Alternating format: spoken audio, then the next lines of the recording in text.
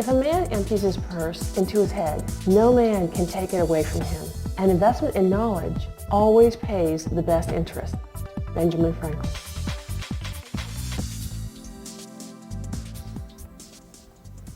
Hi, I'm Stacy Acevedo. I'm a hedge fund manager, a professional trader, and I've taught financial investment courses all over the world. I started in the brokerage business in 1985, and I currently write for an international newsletter. I'd like to welcome you to the Selling Put segment of our program. In this DVD, you'll learn about the world of advanced option strategies.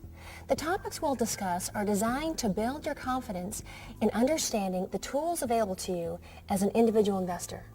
Arming yourself with the knowledge required to make your own informed decisions will empower you to take control of your own investments instead of someone else. You'll also gain understanding of how options are created. You'll learn when to implement advanced option strategies. You'll find out which of these strategies are appropriate for various market conditions. And finally, you'll learn how to develop entry and exit strategies for each option trade. Some of the material was discussed in the 7 Cash Flow Strategies Basic Options course and in its DVD series. So you'll hear concepts that should already be familiar to you. We've divided this course into 6 sessions. In Session 1, we'll discuss the background of options and selling puts.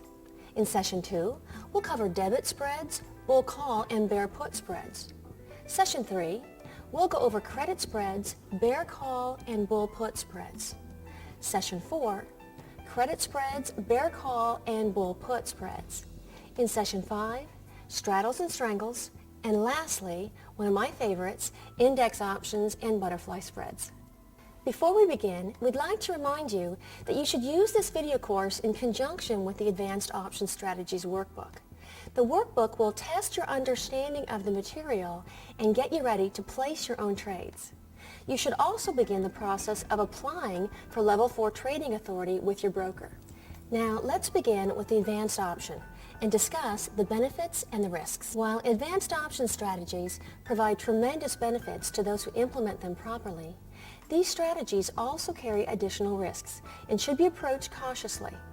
By understanding the risks and by taking steps to mitigate those risks, the potential benefits of advanced option strategies greatly outweigh the disadvantages.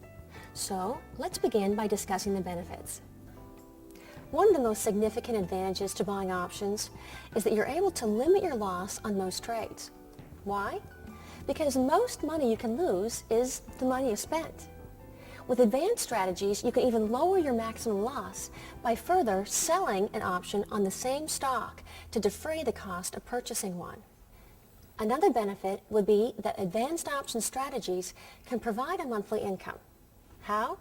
Well, just in a short time, you can create an advanced options trade similar to risk and covered calls, but that require much smaller capital investment.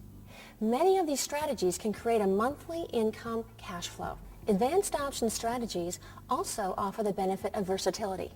They're excellent opportunities to generate income regardless of the general market condition, whether it's bullish, bearish, or neutral. You can also enter a trade with much less capital than if you were to purchase the stock outright. Since the amount of capital needed to enter an options trade is smaller than the amount required to purchase the stock, the percentage of gains on the option trades can be much larger. Something else to consider is that credit spreads pay you up front. Credit spreads refer to spreads that pay you the maximum return up front. Like most spreads, some margin is required to maintain the trade. However, the upfront cash flow in a credit spread can help offset the part of that requirement. Now, let's talk about the risks of advanced option strategies. Some strategies involve selling naked option contracts. Now, in order to create a naked option, you must sell an option on a stock you don't own. Naked option contracts carry more risk because the maximum loss could be unlimited. Another risk is time decay. All option contracts experience time decay, but it usually benefits the option seller and works against the option buyer. Keep in mind, any advanced option strategy that involves purchasing an option contracts carries time risk. Volatility is also a risk. Since the volatility of the underlying stock affects the option premiums, Generally, the more volatile the stock is, the higher the option premiums are. High volatility is usually advantageous for the option seller and detrimental to the options buyer. Another risk would include liquidity, or your ability to get in and out of a trade. Volume determines liquidity. The more volume an option contract has, the more liquid it is. Options generally have less liquidity than their underlying stock. Poor liquidity may result in poor option contract trading results. Leverage makes options very appealing, yet it also makes them more risky. Increased leverage creates the possibility of losing money just as quickly as you can make it. An options buyer may exercise the option before the expiration date. The seller is then responsible for fulfilling the obligation laid out in the option contract. This may affect your margin levels and change your option strategy on spread trades.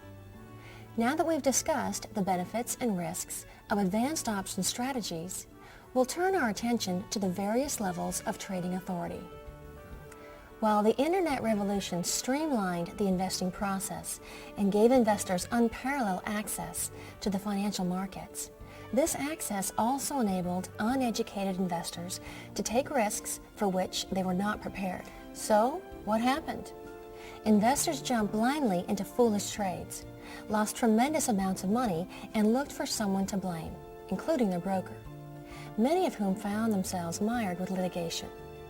The courts, in most cases, sided with the plaintiffs and forced brokers to pay both damages and legal expenses, which is why brokers now require each investor to sign a disclaimer releasing the broker from liability in the event of a trade going badly.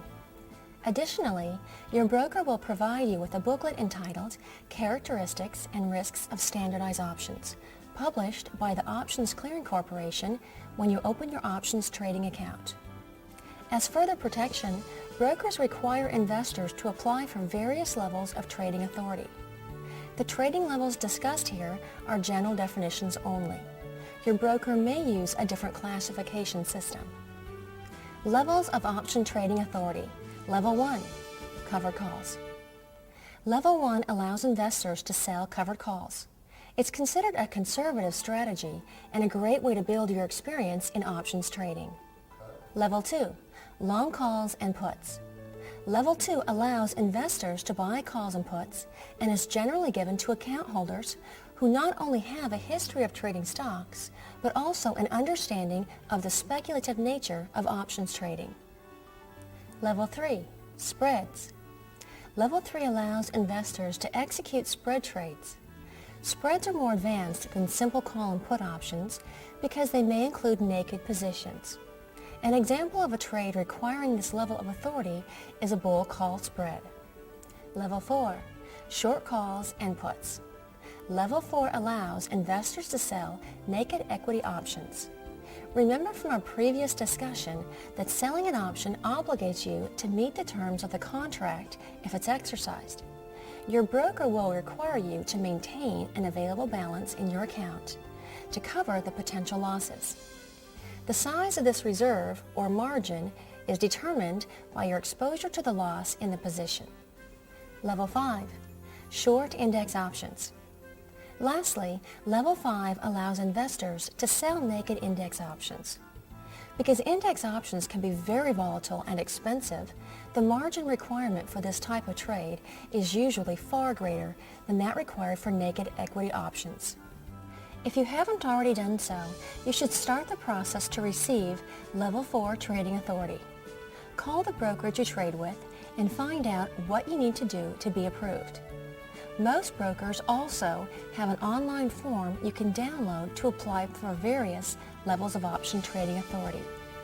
Often you can find this form in the FAQ section of your broker's website. Brokers will usually require you to maintain at least $10,000 in cash or margin capabilities in your trading account before granting approval for increased trading authority. This balance is necessary to cover any naked positions you may create. In the event you need to take action on your trade, you will need to have cash or margin available to cover any potential losses. Next, we'll discuss the 4 option trading rules. Consistently successful option traders owe their success to a strict adherence to proven trading rules and strategies. The following 4 rules will help you get started on the road to your own success. Keep in mind that your own trading experiences should furnish additional rules. So always check your list of rules before you enter an options trade. Option trading rules. Rule number 1, establish and follow rules. Good traders learn from both their mistakes and their successes. Then they establish rules to implement those lessons. You too must analyze your successes and failures to minimize mistakes and replicate your successes. That's why it's important to keep track of the reasons you've entered a trade. Then monitor your trades daily. Rule number 2, trade with the prevailing trend. Most of the time when you're ready to enter an options trade, you're familiar with the trend of the stock. It's what typically attracted you to the trade in the first place. But checking the trend of the stock alone isn't enough. So what should you do? Before entering an option trade, you must also identify the trend of the stock's market sector and the trend of the overall market. Be sure the market and the sector trends are moving in a direction that is appropriate for your strategy. Now we'll discuss the industry groups and how they can help you with prevailing trends. Standard & Poor's has divided the overall market into 24 sectors and 247 industry groups. Every publicly traded company falls into one of these sectors and industry groups. Companies are placed in an industry group based upon the service or product they offer. Often the companies in the same industry group experience similar price movements based upon the same macroeconomic or other news events. Rule number 3, determine your exit in advance. Before entering a trade, you should determine your exit. Why? Because doing so will help you prepare in the event a trade goes against you. Plus, it will help you recognize when you should be happy with the profits. Both technical and fundamental indicators should be used to establish your exit points. To determine technical exit points, analyze the stock chart and identify patterns of support and resistance. Also identify the average distance a stock moves following a breakout. If it appears to be bouncing off support or resistance, consider exiting the trade. If the stock has broken through support or resistance, consider exiting the trade once it reaches the average distance above or below the breakout level. For example, if the stock tends to move 20% each time it has a breakout, expect the current breakout to react similarly. Fundamental exit points would be what you'd hear on major news announcements. Information like earnings announcements, split announcements, mergers and acquisitions, government approvals, and other major news events tend to have a significant impact on the price of a stock. Some announcements, like earnings, can be anticipated and may prove an ideal exit opportunity. And lastly, rule number 4, monitor your trades daily. You simply cannot afford to ignore the investments if you want to increase your wealth. Fortunately, the portfolio analysis tools available on the Investor Toolbox website will help you reduce the time necessary to stay on top of the latest signals and news for each of your trades. Also, make it a part of your daily routine to check the thumbnail charts and portfolio news for each of the stocks in your watch list. Look for potential buy and sell signals for each stock. It's also a great time to review the placement of your stop losses. If any of your stocks in the watch list are showing buy or sell signals, your stop losses need to be adjusted. Now we'll discuss the rules of money management. Money management deals with the process of evaluating your investing style and risk tolerance to determine how much money to invest in any single trade. Remember, success equals consistency. These 4 rules are generally accepted by professional investors. Money management. Rule number 1, don't risk everything. The first rule of money management is don't risk everything. Even the most aggressive investors should not risk more than 50% of their available capital in high-risk option strategies. Instead, they should reserve the remaining amount for lower risk, long-term holdings, such as diversified stock portfolios, exchange-traded funds, or bonds. Rule number 2, don't overextend. Never commit more than 5 to 10% of your available capital to any single options trade. Rule number 3, always use a stop loss on every trade. Set your stop loss so you are never risking more than 5% of your available investing capital. 5% is the maximum amount. So by setting your stop losses below support levels or above resistance levels, you will often be risking much less than the maximum 5%. Finally, money management rule number 4, diversify. In order to maintain diversification, you should invest no more than 20% of your available capital in any single index or industry group. Stocks with an industry group tend to move together. If you own several stocks in one group and one of the trades goes bad, the likelihood that all the trades will go bad is increased. Now, before we move on, I'd like to give you a few tips on using the Toolbox website to find out more about options. First, enter the ticker symbol for a given stock into the quotes field in the upper left-hand corner and click on the Go button. This will bring up a chart for the company. To access the options chain for the stock, click on the Listed Options link under the Options heading in the left-hand menu. You'll see a table of information appear. If options are not currently available for a stock, the link will be gray and unselectable. Of the 10,000 plus publicly traded companies, only about 1/3 have available options. Take a look at the header.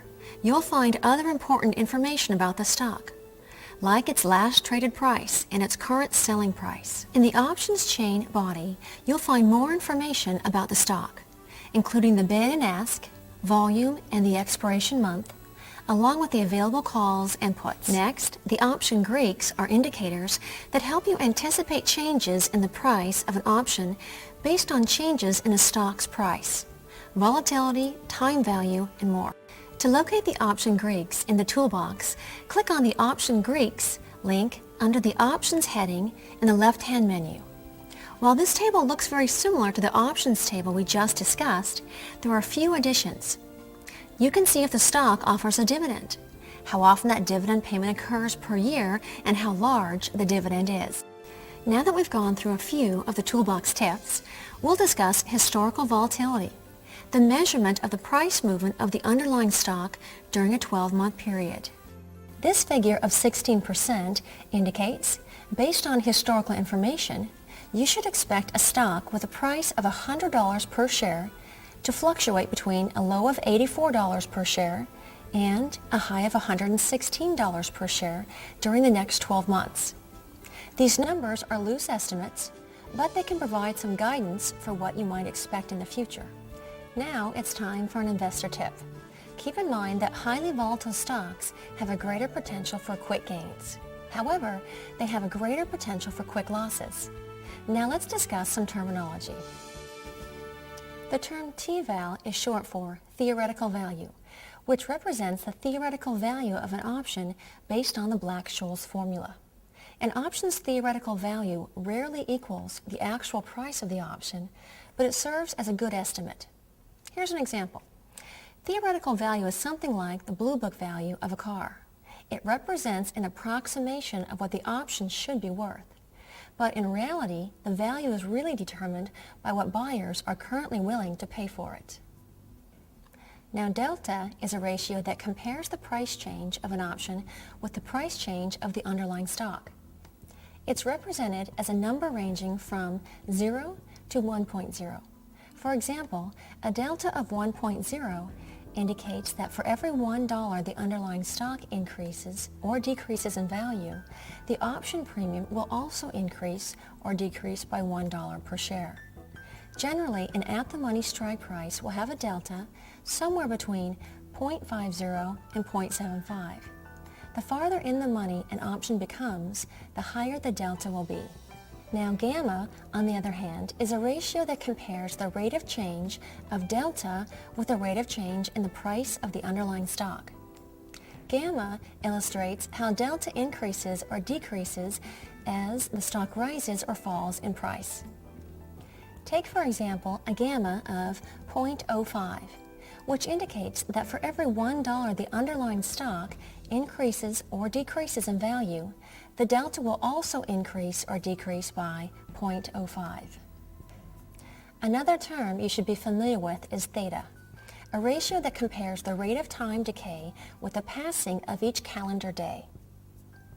A theta of 0.02 indicates the option will lose time value at a rate of 2 cents per share or $2 per contract per day. Theta will increase and time value will erode more quickly as expiration day approaches. However, the rate of time decay is a theoretical rate based on how the option value would react in a vacuum. But since options don't operate in a vacuum and are affected by outside forces such as volatility, time decay will vary from the listed value of the theta.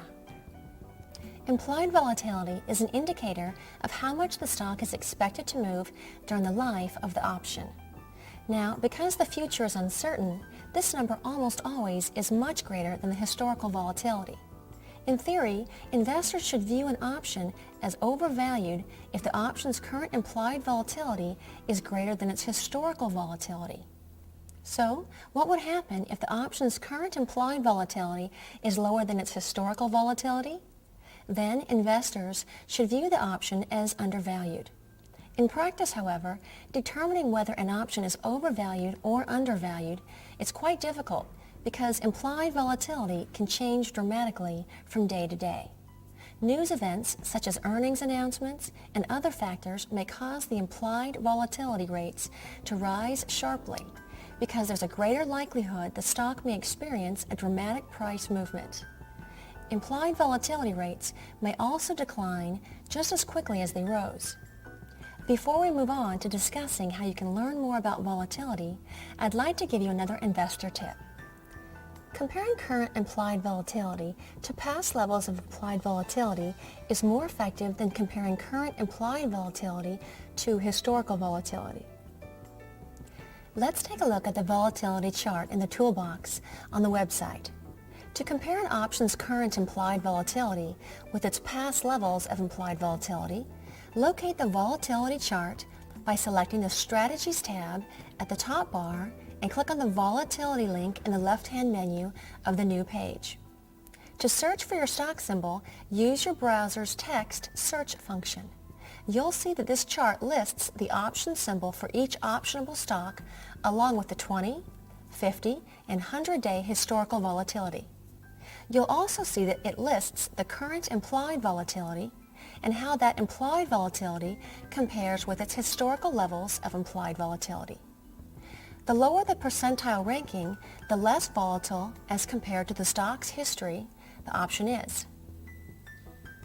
Let's take a look at this example for IBM. IBM has implied volatility in the second percentile. Compared to its high and low implied volatility levels in the past, IBM's current implied volatility is very low and indicates this option is currently relatively undervalued. In our next segment, we're going to discuss selling puts. Selling puts is a bullish strategy that involves creating a naked put option.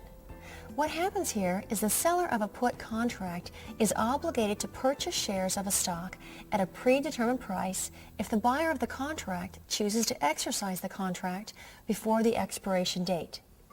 Since naked options theoretically have unlimited risk, brokers view naked options as highly aggressive trades.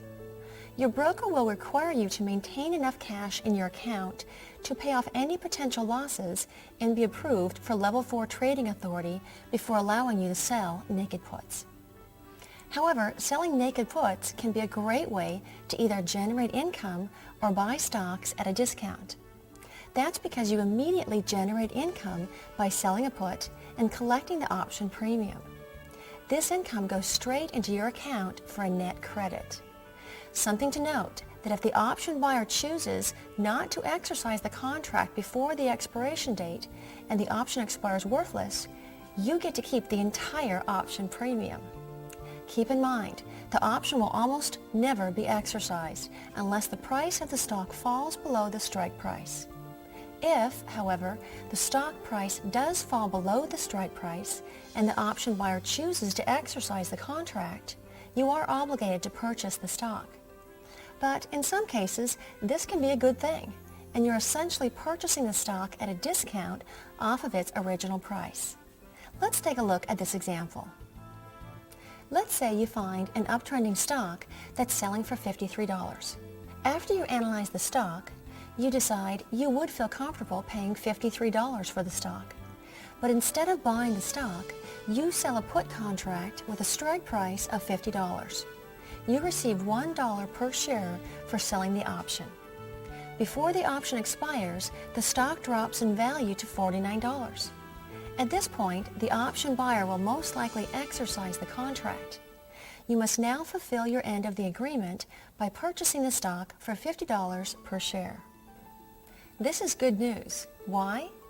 You broke even on the trade because the $1 premium you received offset the $1 loss you incurred by purchasing the stock at $50 instead of $49.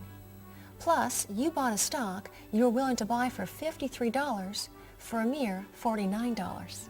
That's a savings of 8%. So what happens if you don't want to buy the stock at the discount? Well, you can always buy back the option before the option buyer has a chance to exercise it. And here's an investor tip about selling puts. Selling naked puts can be a great way to either generate income or buy stocks at a discount of their original price. When it comes to selling puts, remember that it's a bullish strategy. Ideally, you should only enter the trade if you are confident the stock price will remain above the strike price. The following 6 steps will increase your probability of success. Step number 1, you should find the stocks. For this, you should utilize searches on the website, watch the news, and keep a watch list. Step 2 would be to perform technical analysis. For this, you would identify a strong uptrend and identify support and resistance. In step 3, you would choose a strike price and an expiration date. Make sure you select a put with a strike price lower than the current trading price of the stock and allow 20 to 40 days before expiration. In step 4, you would enter the trade by selling to open. In step 5, we will monitor both the price of the stock and the put we sold. This will alert us to any situation that we may need to take action. And finally, step 6. You would exit the trade. We can allow the put to expire worthless, buy back the put, and allow the put to be exercised. Before considering selling a put, you should thoroughly be familiar with this 6-step process. Now we'll discuss these steps in more detail. Finding puts to sell.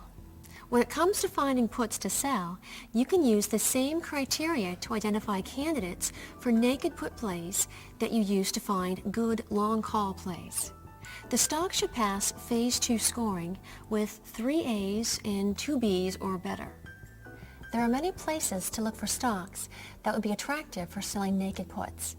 The Investor Toolbox has several searches designed to find the appropriate stocks, like Turbo Search, Pre-Built Bullish Searches, or Pre-Built Option Searches. Turbo Search is the industry-leading tool for finding fundamentally sound stocks. Concentrating on fundamentally sound stocks with positive trends is one way to control your risk when selling puts. An uptrending fundamentally sound stock is less likely to create major losses.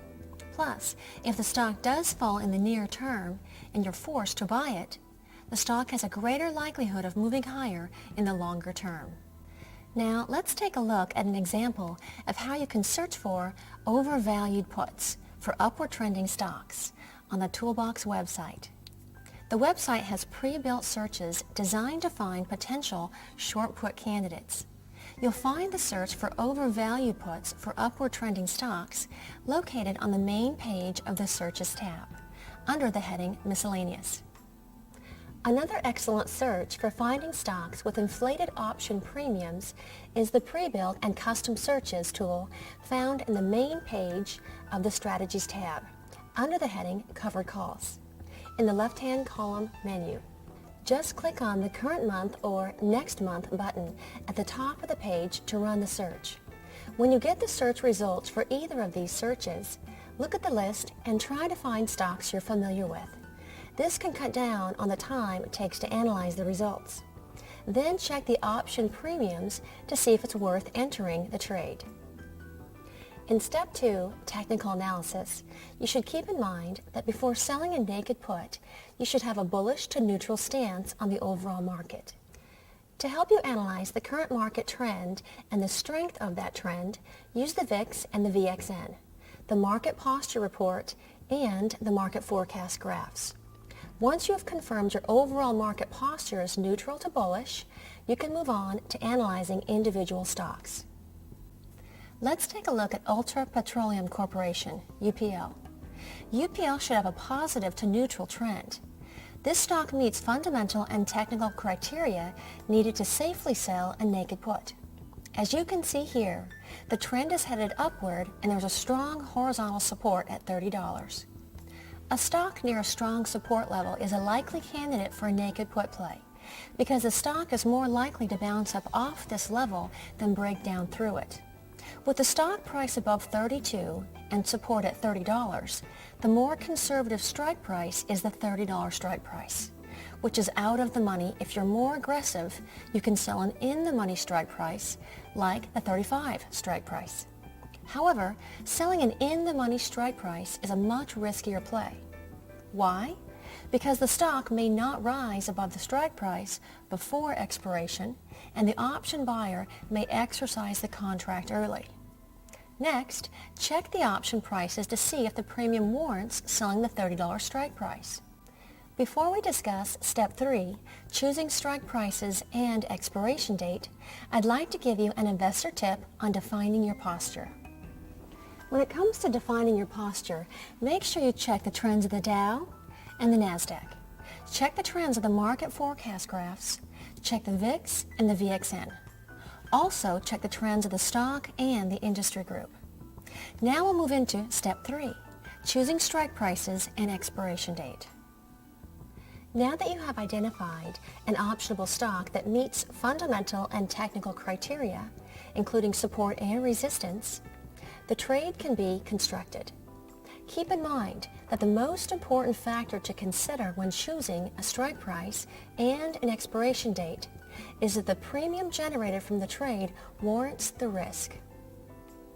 Choosing which strike price to sell in a naked put play is a fairly simple process. The following two rules determine which strike price you should select. Rule 1 would be that if you're a conservative trader, you should sell an out-of-the-money strike price. Rule number 2 states that if you're an aggressive trader and you're very bullish on the stock, you can consider selling an in-the-money strike price. The premium you will receive in selling an in-the-money strike price will be larger than the premium you will receive for selling an out-of-the-money strike price. Though this larger premium may seem attractive to you, you need to recognize you are also assuming a much larger risk. If you're uncomfortable with that risk or do not wish to have the stock put to you, stick with the out-of-the-money strike price, as shown here on the UPL example. Now let's take a look at the option quotes table for UPL and determine which strike price you want to sell to enter the naked put play. To find the current option quotes, click on the Listed Options link found under the Options heading in the left-hand menu of the Corporate Snapshot page on the website. Now let's talk about an investor tip regarding strike prices. Here's an investor tip. Conservative investors should sell out-of-the-money strike prices, while aggressive investors should sell in-the-money strike prices. The second part of Step 3 would be choosing an expiration date. An option seller tries to get the highest premium possible in the shortest period of time. When selling a naked put, it's normally desirable to have between 20 to 40 days until expiration. Selling less time is usually not realistic. Why? Because most of the time value will have melted away and the premiums will be very low. As a rule, you do not want to be responsible for moving the market. If the put play contemplated would be a major percentage of the existing open interest, the market may move to meet the order, and the put play could be entered at an unfavorable price. Check the open interest and make sure the number of contracts in the trade does not exceed 1 to 2% of the existing open interest. It is usually desirable for the strike price involved in a trade to have an open interest of at least 500 to 1,000 contracts. Let's take a look at this example. If the current stock price is $32.95, in June, the $30 put is sold for 20 cents, the bid price. So the total income would be 20 cents a share or $20 for one contract. Now let's take a look at using the put selling calculator located in the toolbox. The put selling calculator is a helpful tool when deciding which strike price and expiration month to choose for your naked put play. The calculator allows you to determine the projected return of a naked put play. You can find this calculator on the main page of the Strategies tab under the heading Option Calculators on the left-hand side. To run the calculator, insert the following information in the appropriate fields: the current price of the stock, the put strike price, the premium received for selling the put or the bid price, the number of contracts, and the days until expiration. Once you have entered the required information, just click on the Calculate button to see the projected results. Now, let's turn our attention to maximum profits and maximum loss potential of selling the put. The maximum profit is equal to the total income generated by selling the put. In this example, the total income is 20 cents per share or $20 for each contract. The maximum profit is achieved if the stock price closes anywhere above the strike price for the put. Let's take a look at the example shown. Assume here that the stock never drops below the strike price of $30. Day 1, the put is sold for 20 cents. On expiration date, the $30 put expires worthless, so your maximum profit is 20 cents per share. Now we'll talk about the maximum potential loss when selling a put. It's actually limited to the total income generated by selling the put minus the difference between the stock price at expiration and the strike price. Let's take a look at this example. If the stock drops to $27, you will lose $2.80. Now let's discuss step 4. Entering the trade in order to enter a naked put. You must submit a sell to open order. Why? Because the sell to open order indicates you are selling the put contract to enter the trade. The sell to open order also indicates you will receive a premium for selling the option. Keep in mind that your broker will require you to deposit and maintain an appropriate amount of margin to enter the trade. The margin required to enter a naked put play varies depending upon your broker's margin policies and on your trading experience and invested capital. If the trade begins to move against you, your broker may require you to increase your margin level or liquidate your trade. Make sure you determine what your broker's margin policies are before entering a trade. Step 5 is monitoring the trade. You need to monitor the prices of both the underlying stock and the option on a daily basis. If the stock price drops below the break-even point, you may even want to exit the trade early by buying the put back. Finally, step 6 is exiting the trade. You may want to exit the naked put play in one of 3 ways. You may allow the put to expire worthless, buy back the put, or allow the put to be exercised. We'll go over all of them in detail. Allowing the put to expire worthless is an ideal outcome when selling a naked put. Because if the put expires worthless, you realize the maximum potential profit on the trade. A naked put will expire worthless only if the stock price remains above the strike price of the put you sold. In the example with UPL, if the stock does not drop below $30, the put will expire worthless. If the stock price drops below the strike price of the put, you must decide if you want to buy back the put or allow the put to be exercised. If the stock price drops below the strike price for the put and you do not want to buy the stock, you must buy back the put option. When the stock price drops below the strike price of the put, the option buyer will most likely exercise the put. However, option buyers do not have to exercise their contracts immediately, and they usually don't. Most will wait until just before the expiration date to exercise their contracts. So why would they wait? To give the option as much time as possible to achieve higher gains. This delay in exercising may give you time to buy the put back. Now don't assume you failed in the trade because you had to buy back the put.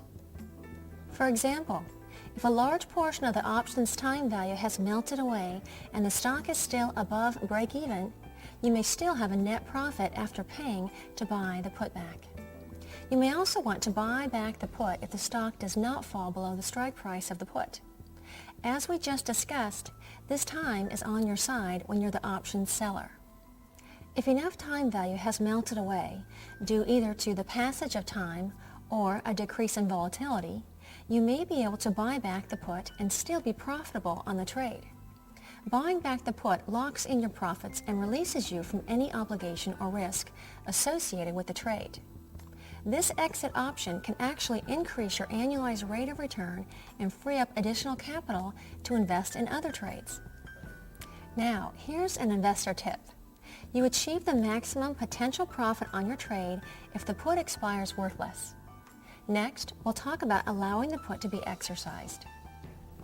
While exercise may not be the ideal outcome when selling a naked put, it may not be an unwelcome one. Remember, you should only sell a naked put on a stock you would not mind owning, because you may get the chance. If the option buyer does exercise the put and sell you the stock, you have two obvious choices. You can keep the stock, or you can sell the stock. You have two potentially profitable choices if you decide to keep the stock. One, you can hold on to the stock until it rises past the point for which you bought it. Once the stock has done so, you can sell it for a profit. Two, you can sell a covered call on the stock. If the stock rises above the price of the covered call, you will be called out of the position and achieve your maximum profit. However, if the stock does not rise above the strike price of the covered call, you get to keep the option premium and try the process all over again. You should only hold on to the stock if you are neutral to bullish on its future performance. If you are bearish on the stock's future performance, you should sell the stock and take your losses. You may also want to buy a put on the stock once you have sold it if you are extremely bearish on the stock. The potential profit from buying the put may offset the losses you incurred by buying and selling the stock. Let's go over another investor tip. If the option buyer exercises the put, you get to buy the stock at a discount. Now it's time for our review of selling puts. First, identify an optionable stock in a bullish to neutral trend. Keep in mind that the stock should also have a positive phase 2 score. The stock should also be one that you would not mind owning. And also look for those stocks that have options with high implied volatility. Second, perform a technical analysis of the stock, its industry group, and the market. Concentrate on support and resistance levels. Trade with the trend. Third, select the strike price and expiration for the put you will sell. Remember, conservative investors will select an out-of-the-money strike price, while more aggressive investors will select an in-the-money strike price. You should give yourself between 20 and 40 days until expiration. Giving yourself too little time before expiration decreases your potential profits. Giving yourself too much time before expiration will increase your level of risk. Fourth, enter the trade with a sell to open order. Since you are selling an option, you may want to use a limit order to ensure an acceptable fill price on your order. This strategy works best if the market is open when you place your order, so you can monitor the status of your order. If your order does not get filled at your original price, you may need to adjust your entry price. Fifth, monitor the trade on a daily basis. You need to pay attention to two things as you monitor the trade. One, you need to watch the price of the stock. If the stock's price drops below the strike price, you may need to consider exiting the trade. Two, you need to watch the options price. If the price drops low enough, you may consider exiting the trade and taking your profits early. Sixth, exit the trade by entering a buy to close order, by letting the option expire worthless, or by allowing the option to be exercised. And that ends this segment for selling puts.